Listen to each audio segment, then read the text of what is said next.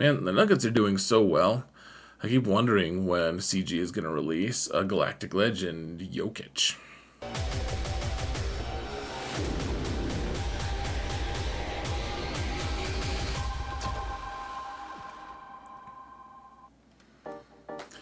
Hello everyone, and welcome to another episode of Xerath Prevails. Today I want to talk about set 9 of the new Datacron sets, and I do see this as a lot of people's opportunity to get ahead in GAC, try to jump up a few ranks or leagues or whatever, because this is a crazy set. This is, if you know what you're doing, you're going to really prosper, and that's what this video is about. I really want to get this news out to you, and I did make an infographic, so let's jump in here, guys, to thank my patrons. You guys are amazing. Thank you so much for your support, guys. I truly appreciate it.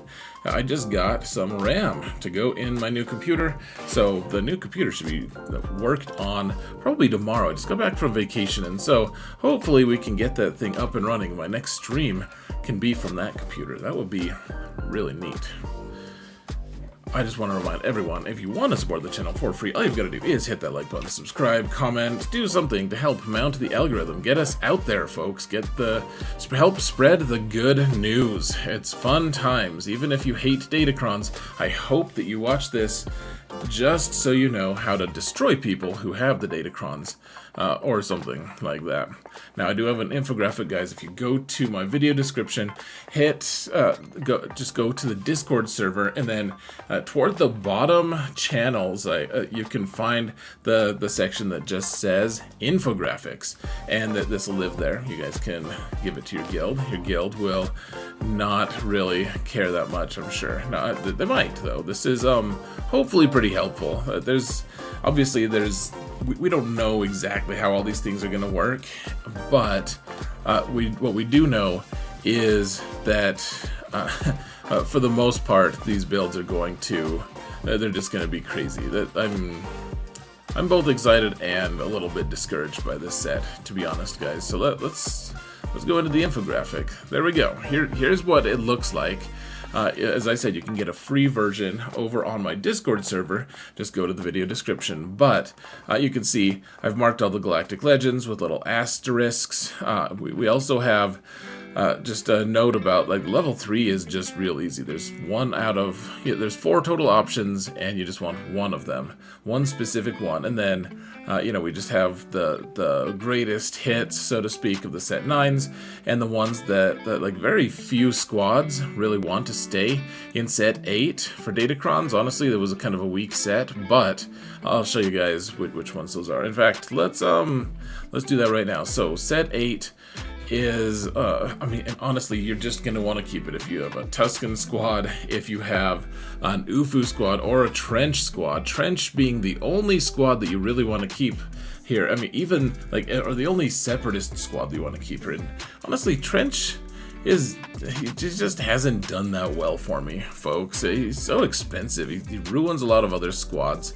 I'm not a huge fan of that squad, but if you want to use Trench, I would advise you use his level 9 from set 8. Otherwise, even the Inquisition, sure, they're all Ufus, but they probably do better in set 9, honestly. It's crazy. This upcoming set is nuts. I'm curious to see if the Starkiller team is going to stay there. I think Starkiller is a pretty good chance because it's a mixed squad, so we're not going to be able to get that level 3 to stick to both, or to everyone in that squad. You're always going to have 2 characters who are kind of just left out.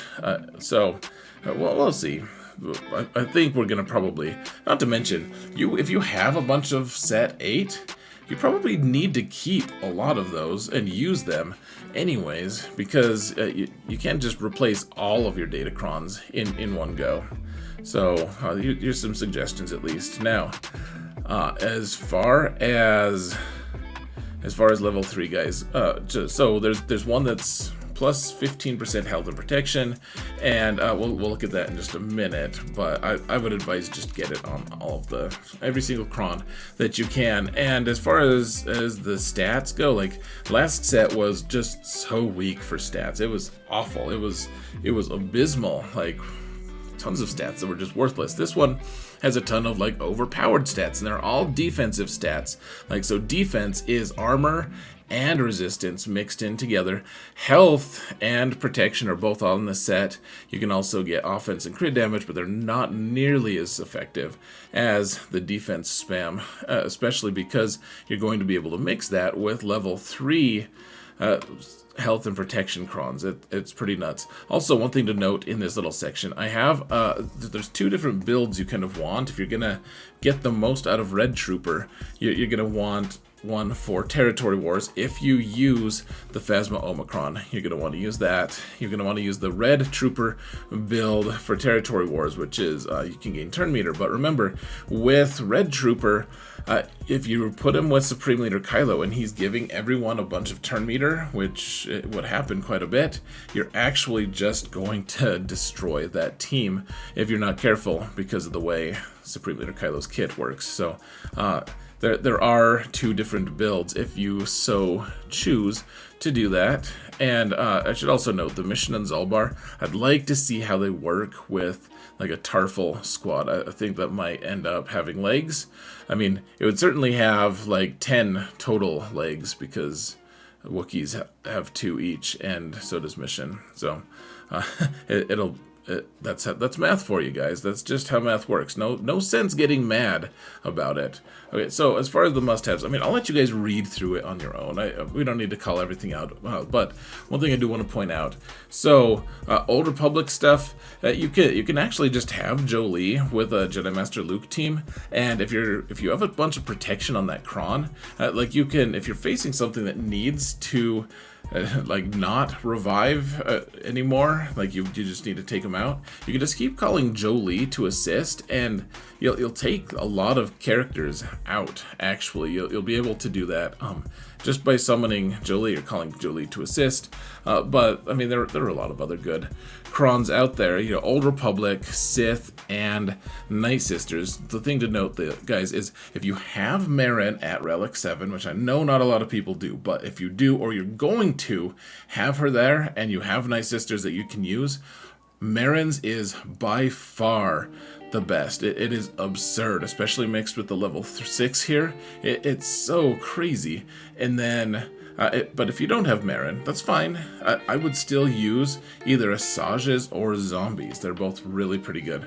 Otherwise, the Sith ones are all pretty good. That there's a lot of silly ones. I don't know if the Sith Eternal Emperor comp is the very best that I'm showing here. Honestly, you probably want more Sith in there, but considering I'm suggesting you could do either Doubt or the Dispel debuffs on it. The Doubt one is like that can wreck a team real hard if you're not careful. So let's jump into the game, guys. We'll go over a couple of these things and then I'll let you go. All right, let's get to it.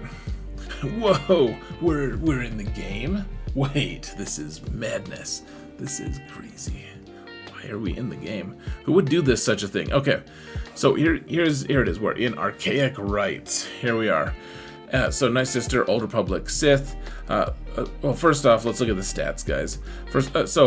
The health and protection gains are the same thing. Like you get the same amount for health and protection. Like on mods, you get more % protection than you get for health if you go for the primaries, and that's not the case for this current Datacron set. Sometimes health and protection values are skewed. Like sometimes it'll be more health or more protection, but in this case, they're equal. Defense, you can get a crazy number, guys. If you get a perfect Cron, which is probably impossible, but what do you get? You get 100 from here, you get 150 from here, so 250 on top of so you could get up to 350% defense, which is it's a little bit crazy, guys. That's a ton. Defense. And the things, we don't have a way to pierce that defense.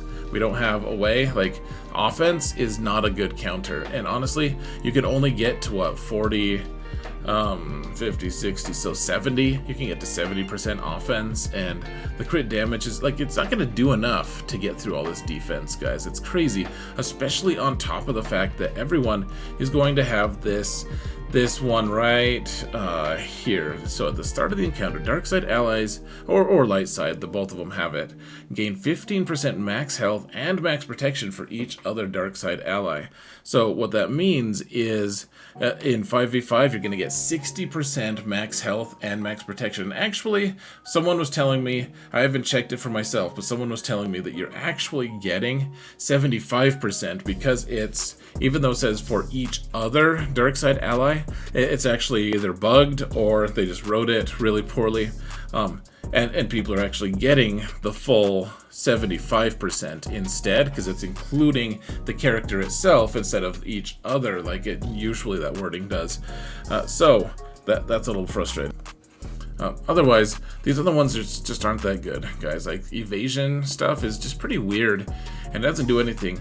I was a little bit tempted. Night Sisters kind of like the daze and stun an enemy. They recover 10% health and protection, but honestly, they already do. If you have Marin on your squad, even at like gear 11 at 3 stars, you don't need this. You don't need health and protection recovery. Honestly, you just want these crazy stats. Okay, so light side faction, a lot of them, there's just a bunch of really weird hodgepodge stuff. So like Night Sisters specifically have their plague one. This is probably going to be pretty rare, and there's a lot of things to roll. This is going to be fairly hard to roll, I think. 1, 2, 3, 4, 5, 6, 7 different things, hopefully. And I'm guessing this is the one that's weighted against us. But man, whenever a Night Sister ally is defeated or revived, they inflict 2 stacks of plague on all enemies for 3 turns. So I'm thinking I might just put my zombie a ton of just like potency on my zombie, just to get a ton of plague on people as she's just dying, just spewing plague. Very silly. You also have the opportunity, guys. I think this is going to be my secondary one that I don't even have mentioned on the infographic, but whenever an enemy is defeated by a Night Sister ally that can't be revived, that could be a super helpful thing. And if I'm trying to take out like a Lord or a Jabba team, that might work. Though honestly, the off meta is taking a hit this season, guys. I mean, the Galactic Legends are going to be so crazy thick because of this level 3. It's just, it's obscene. Honestly, it's so crazy. 15% mat, like 60% extra stat, like not just health, not just protection, but both. And that's just on the level 3. That doesn't even count the stats that you can gain. So like Rey with 350% defense and an extra 60% health, their protection doesn't matter, but like that makes her so tough to kill. I'm not convinced that Starkiller is going to be able to chew through that. Now, of course, that's going to require a ton of rerolls. I'm not suggesting you do that, but if you can find a couple good crons here, guys, like the level 3, you don't really need that much health. Like you get the health from here, and then you just get a ton of defense and just spam it across the board if you can. If you can get lots of defense rolls, great. There's a few squads, of course, that are going to need offense. I'll let you guys use your common sense to figure that out. But just keep in mind, you have the chance to deny revives from people. You have the chance to I'm very interested in seeing how Old Republic does, especially with Basti.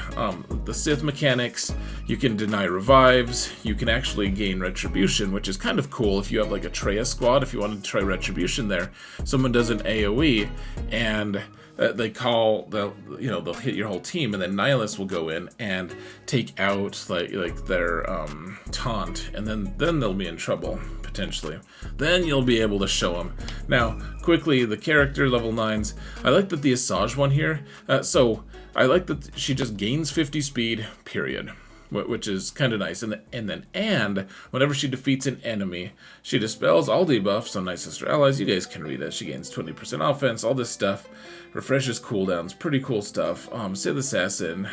It's like, should we just put Sith Assassin with Night Sisters? Probably not, but it's kind of a funny thought. Karth's is worthless. Bastila is the one that's most interesting to me, because this is her leadership, just not applied to Jedi, but applied to Old Republic, and so I'm very interested to see this will stack with, if you put her with Jedi Revan lead, then you get to use both leads, or you could even just potentially, I haven't seen how it works, like if this works, but you could potentially just stack this. If you have you have her leading Jedi Revan, you could just have a double counting Bastila lead, like you get this, and it's just a cool thing, guys. You get to use both. I'm very curious to see how this goes. Remember, this is Old Republic, it's not Jedi, so you don't just throw her with a bunch of Jedi and expect it to work, unless those Jedi are also Old Republic.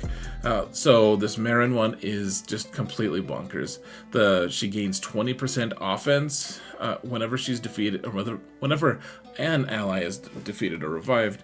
And then every time that happens, she also inflicts 2 stacks of plague on all enemies for 3 turns. So that stacked with that level 6, where every time someone is revived or defeated, you inflict another 2 stacks of plagues on all enemies. Like, the compounding of that is just it's absurd, guys. It's pretty cool. Savage doesn't have a great one, but it's like, well, he's going to be hitting things, and in 3s you can use him to solo things, so removing turn meter, not the very worst.